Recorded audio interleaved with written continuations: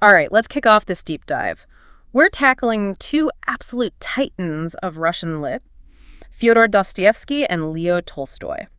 Should be fun. We got a whole pile of articles here. Right. And some video clips, too, all about their lives, how they wrote, what they thought about the world. I did see you sent those over, yeah. You know, trying to get a handle on their key differences, Mm-hmm. how they impacted literature, and why they still matter even now.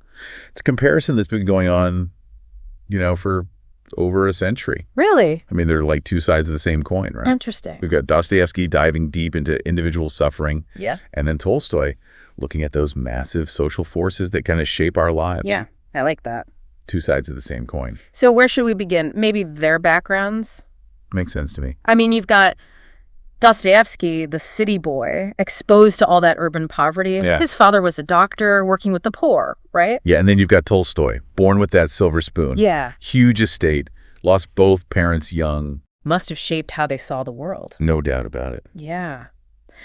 So Dostoevsky, seeing all that suffering firsthand, Mm-hmm. it makes sense that he ended up exploring those dark psychological corners, right? Totally. I mean, he earned that nickname. Yeah. The archaeologist of human existentialist suffering. Oh, I like that. He dug deep. Yeah. Existential anxieties, dread, isolation, searching for meaning when the world feels meaningless. That's heavy. And for him, it wasn't just theoretical, right?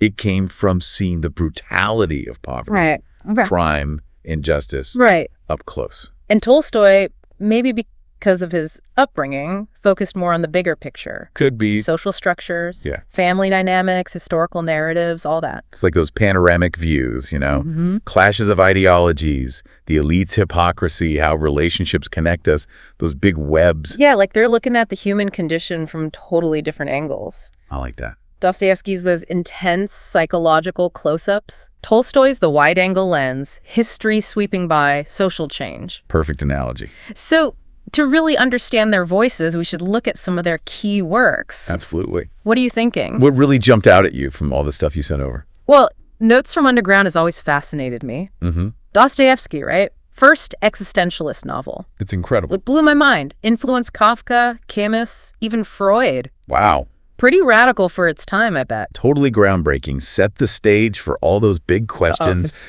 Meaning of life, free will, destiny, the absurdity of it all. Deep stuff. And its impact on later writers. Yeah. Undeniable. Then there's Crime and Punishment. Oh, yeah. That one sticks with you. For sure. The main character, Raskolnikov, his psychological torment, you really feel it. Intense. Like you're right there in his head experiencing the guilt, the paranoia. And it's not just a thriller, right? No. Dostoevsky's wrestling with huge moral questions. Like, Do the ends justify the means? Can we escape what we've done? The nature of guilt, of redemption, heavy stuff. still relevant today, absolutely. Dostoevsky's characters always seem to be wrestling with these massive dilemmas. Right. Like in The Idiot, Prince Mishkin. Oh, yeah. Almost Christ-like. Interesting comparison. Trying to make sense of a world full of cynicism and corruption. It's like he's too pure for it, So sad. It's Dostoevsky exploring whether compassion can survive Yeah. a world obsessed with self-interest and greed. Oh, tough question. And then you've got Demons. Oh, yeah. What about that one? Feels almost prophetic, How so? the dangers of nihilism, revolutionary fervor, all that. It's chilling how relevant that still is today. Absolutely. All the upheaval, everywhere you look. And, of course, we can't forget the brothers Karamazov. Ah, yes. Some say it's his masterpiece. That's a big one. Epic, grappling with faith, doubt, free will, good, evil, the whole shebang. Okay, so flipping over to Tolstoy, his books feel different, Definitely. You mentioned War and Peace. Epic scope, right. Absolutely. Napoleonic Wars, impact on Russian society. Yeah. Individuals from all walks of life. Tolstoy had a gift, What was that? capturing both that sweep of history and the little details. It's the human side of things. Exactly. And Anna Karenina. Yeah. Everyone knows the basic story. I've heard of it. The love story. The scandal. But there's so much more to it than that. Yeah, what's this there? It's nuanced. Okay. Love, adultery, hypocrisy, searching for meaning. Wow. Anna's journey is both captivating and heartbreaking. No, so. Trapped by expectations, Right. yearning for love, for fulfillment, but paying the price. Yeah, that's tough. Tolstoy, he gets those inner lives, the moral dilemmas, all that. I'm noticing big differences in the writing styles, too.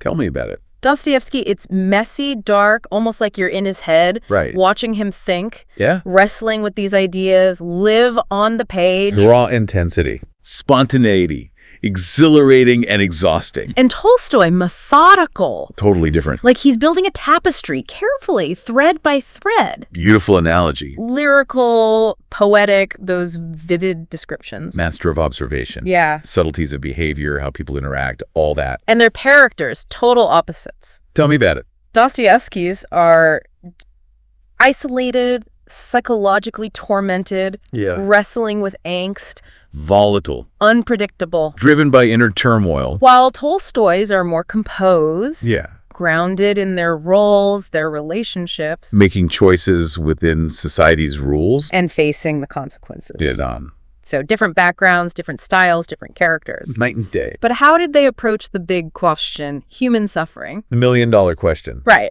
because they were both concerned with the human condition, right? Absolutely. The pain, the suffering, all that. But they offered different perspectives on how to handle it. Very different. Okay, I'm dying to know. What did Dostoevsky propose?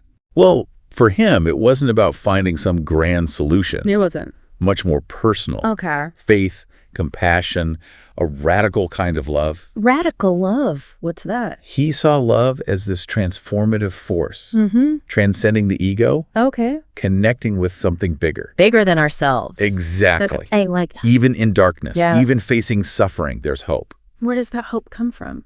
The ability to love, to forgive. Powerful. It's like blind faith in humanity's goodness. Even when things seem bad. Even then, you can see how his own experiences shaped that. Right. Prison, epilepsy, financial struggles, all that.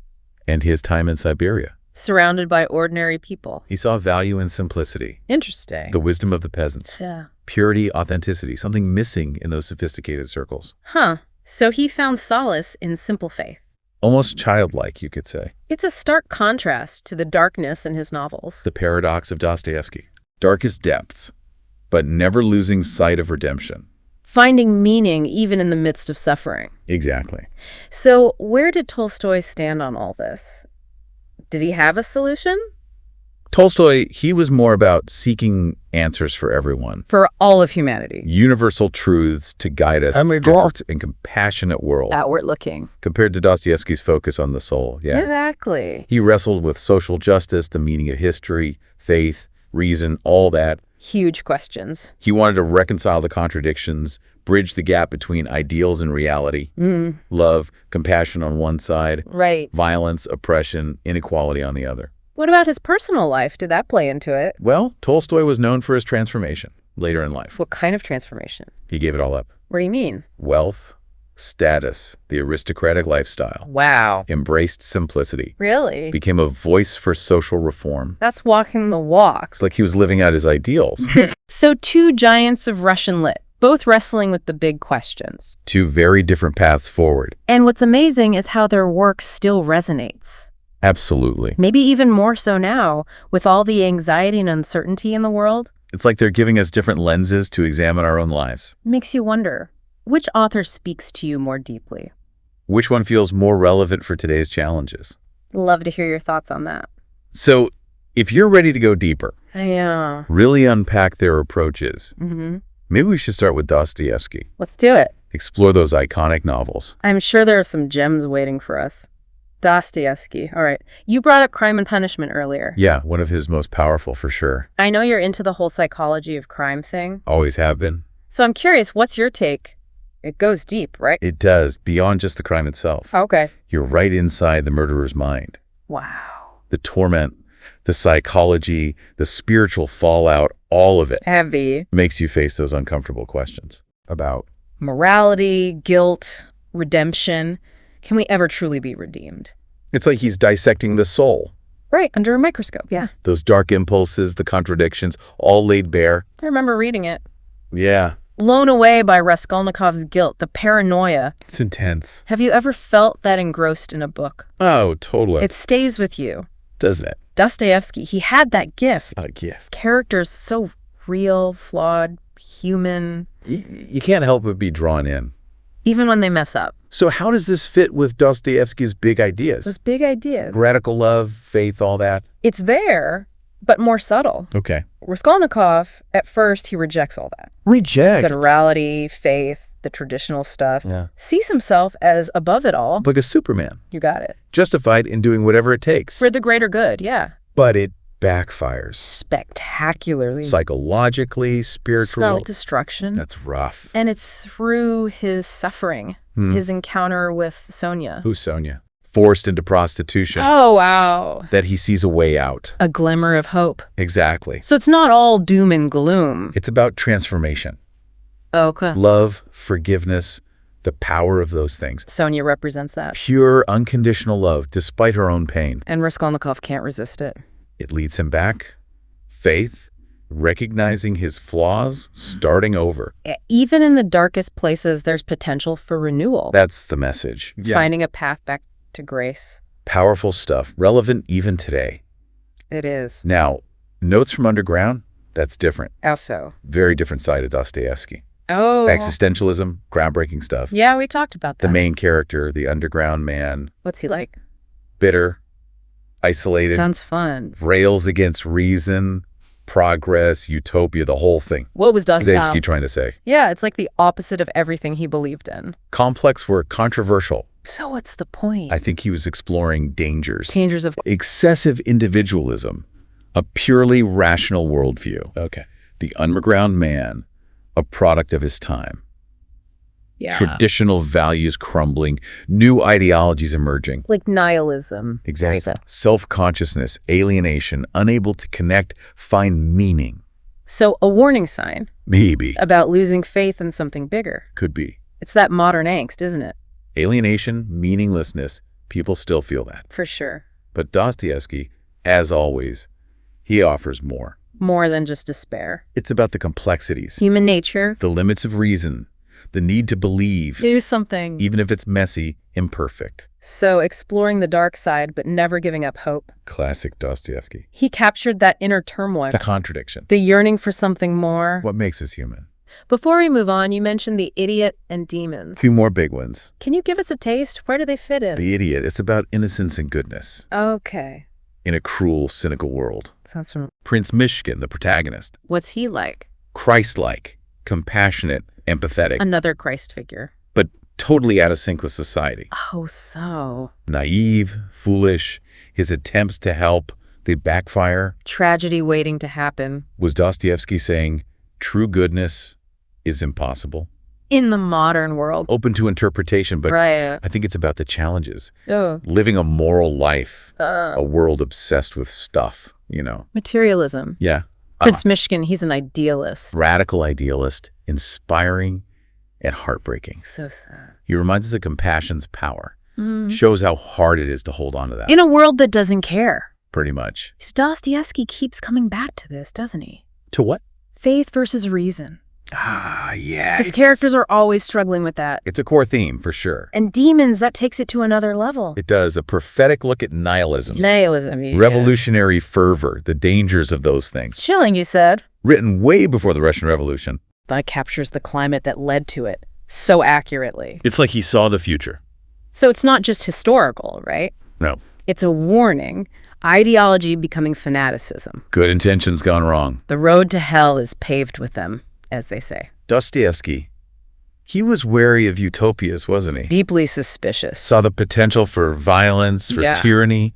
And in Demons, he shows us how How? a group of revolutionaries. Okay. So sure, they're right. They justify anything. The ends justify the means. And the consequences. Devastating A warning against extremism. in all its forms. Wow, intense stuff. And the brothers Karamazov, his last one. It brings it all together, right? It does, a culmination of his themes. Family, faith, doubt, good versus evil, all that. Complex, multi-layered, hard to summarize. Each brother represents something different. Dmitri, passionate, sensual. Okay, Ivan, the intellectual, struggling with suffering. right. Alyosha, the monk, faith and compassion. Makes sense. And Smerdyakov, the illegitimate son, nihilism, resentment. Wow, what a mix. It's a clash of worldviews, personalities. How does it all connect with Dostoevsky's message? He's exploring how we grapple with the big questions. About life, the universe, everything. Exactly. No easy answers. It's messy, ambiguous. Each brother finding his own way. I think Dostoevsky suggests faith,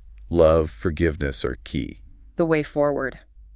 But it's not easy. Full of challenges, temptations. So even in his masterpiece, no clear answers. More questions than answers, yeah. Encouraging us to keep searching. Wrestling with those big ideas, finding our own truth. He's not giving us a dogma, is he?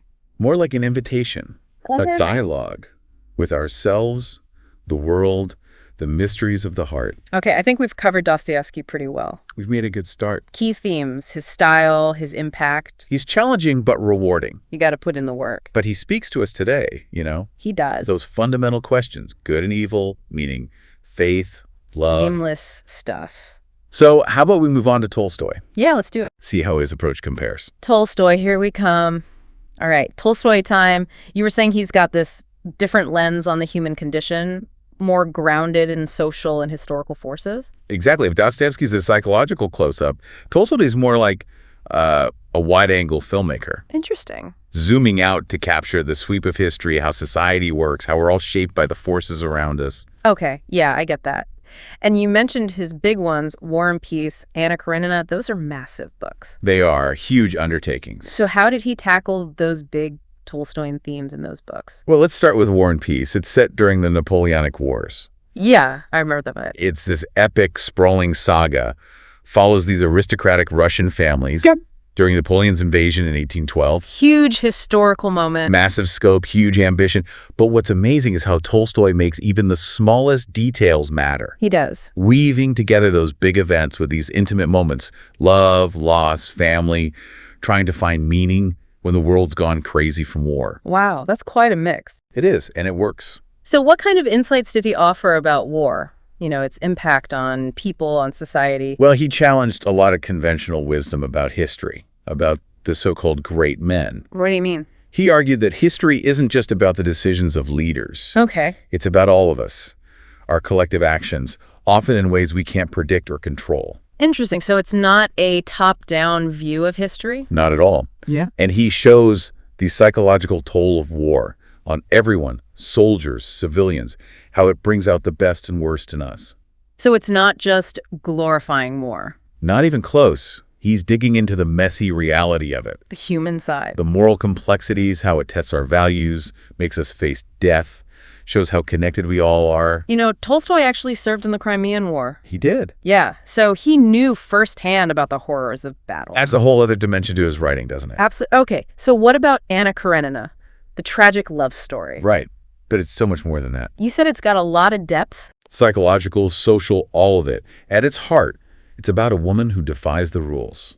Sounds interesting. Anna, trapped in a loveless marriage, falls for this Count Vronsky. Ah, the classic love triangle. It becomes a huge scandal. She's ostracized, condemned for her choices. It's that age-old conflict, isn't it? The individual versus society. Passion versus expectations.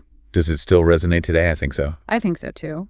Tolstoy wasn't just gossiping. He was exploring these big ideas. Love, marriage, family, how society punishes those who don't conform. It's about more than just Anna's story, right? Way more. He's asking big questions about happiness, meaning the choices we make and where they lead us. So he's not just pointing fingers at Anna. No, he wants us to understand her motivations, her struggles, how society traps her. He's got empathy for her. He's a master at it, getting inside his characters' heads, showing us their world. Makes you see things differently. Exactly. So 2 epic novels, big themes. What's Tolstoy's main message? What makes him different, even from Dostoevsky? That's a good question. I think Tolstoy was deeply concerned with the meaning of life. Okay. But unlike Dostoevsky, who found answers in faith, the individual soul, Tolstoy was more humanistic, more pragmatic. How so? He believed in love, compassion, simple living, but also the interconnectedness of everything. Okay, we're all connected. Finding purpose, meaning beyond just chasing wealth and status. Tolstoy, a radical in his own way. You could say that. I mean, he gave up everything, tried to live what he preached. And that comes through in his writing. He's not just talking the talk. He's wrestling with these questions himself, trying to live them out. And his impact, huge, right? Generations of writers, thinkers, activists. Like Gandhi, for example, Tolstoy's ideas about nonviolence, social justice really resonated with him. wow, that's incredible. So we've explored Dostoevsky, Tolstoy, 2 giants of Russian literature. 2 very different perspectives on what it means to be human.